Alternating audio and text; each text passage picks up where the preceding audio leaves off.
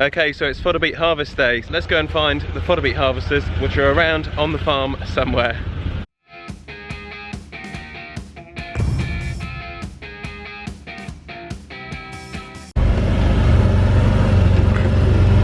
Well, there's Paul over there in the distance, just working away.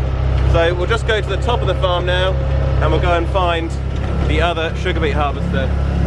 Okay, so here's the sugar beet harvester at the top of the farm, and it's harvesting the sugar beet. So this is the sugar beet crop here, and then at the bottom of the farm, like you guys know, we've got the fodder beet down on the other field there. So here comes the first load of fodder beet, guys.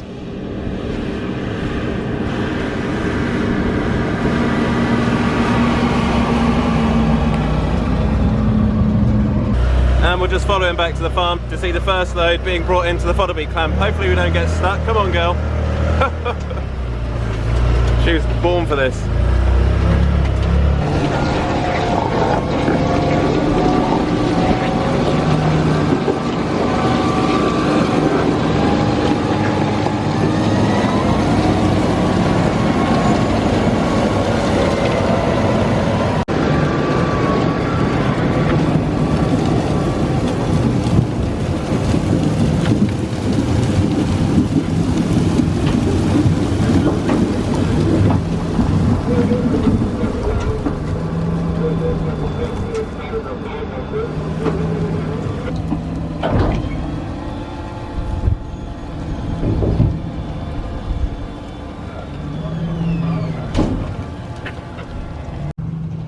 And there we go, the first load of fodder beet. So this is it, guys. This is what we're going to be feeding to the cattle over winter.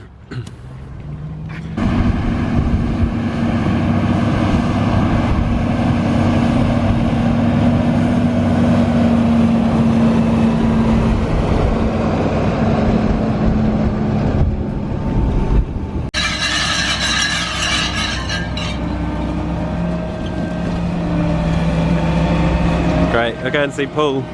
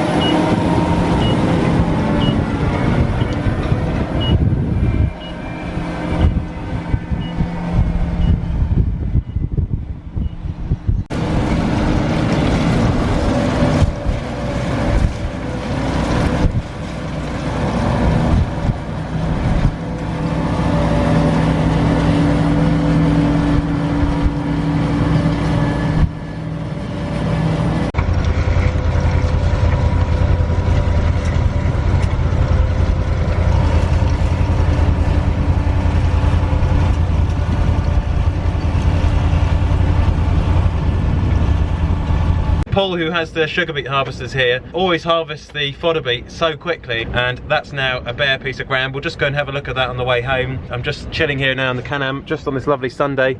We've got the sun out today, but it is quite windy, and both harvesters have been working on each side of this field, just on the left and right hand side, working down the rest of the sugar beet, and then they've been transporting all of the sugar beet to that sugar beet pile over there.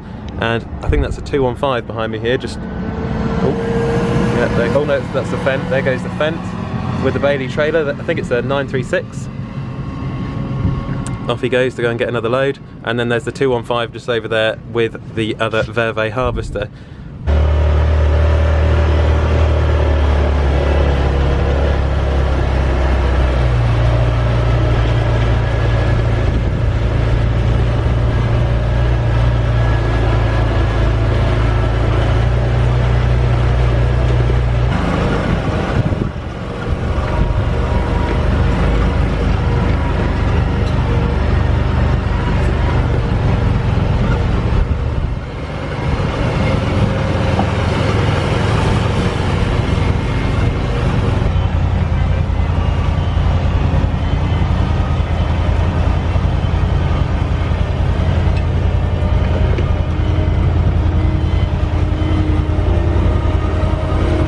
at that, the 616 there, more or less spinning on the spot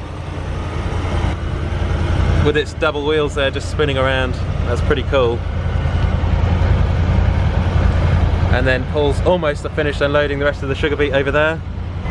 I mean, it's like something out of Star Trek when you see these sugar beet harvesters on the farm at this time of the year. Absolutely colossal. And then the cages just on the roof there are just folding down for transport mode.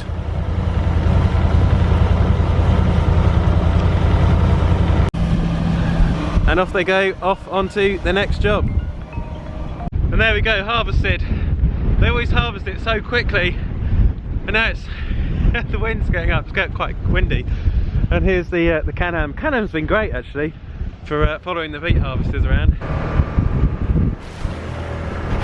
Okay, and this is what it was all for. So I'll just show you guys what the sugar beets are like. I've just got to check to make sure that they haven't got any black inside them, because sometimes when they've got a bit of black inside them, that means that they're bad basically for processing. So if I just take off this piece here, yep, that looks pretty good. There's nothing wrong with that sugar beet.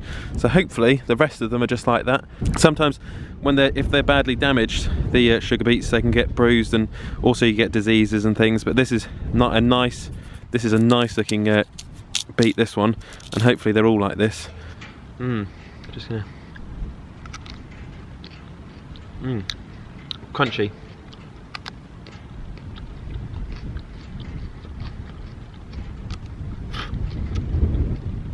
This is what's going to go in to make sugar at the Cantley sugar beet factory just in the distance. So yeah, it's been a pretty successful successful day. Harvested the rest of the sugar beet, fed the cows on the farm as well, looked after all of them. Just got the moon in the distance over there now, and it's going very, very cold here on the farm.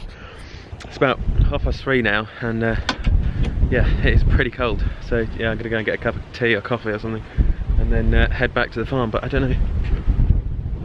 Yeah, there's the sunset just over there. It's been a really interesting day today. One of those winter days. So it's back off to the farm now, and we'll just go and check out the fodder beet pile, and we'll just hopefully see how much is in there, because I haven't seen how much is there yet. So fingers crossed we've got a good amount there. So time for the moment of truth, how much there is. Let's have a look. So here we go, guys.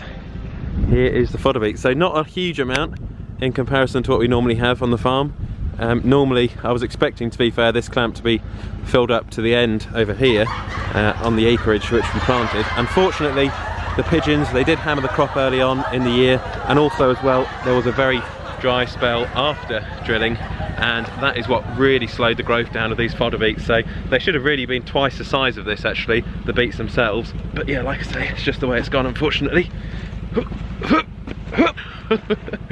Oh, okay, here we are. So yeah, there's obviously, you know, there's a bit here, there's a bit of a crop to feed the cattle, but yeah, not as many. That's what they should look like this one here. Look at the size of that beet, absolute monster. And then you get, you know, the others which are tiny in comparison, like this one. Look at that, that's tiny in comparison to that other one. But yeah, it's just one of those years, unfortunately, and that's what's happened. I'm sure hopefully we'll still have enough for feeding the cows over winter. So all is not lost, and yeah, it's not maybe the end of the world. I didn't actually do the best job here of lining these bales up. They're a bit wonky, to be fair. Probably use the end of these ones for something else. But to be fair, they might actually protect the fodder beet a bit from the frost and from the rain.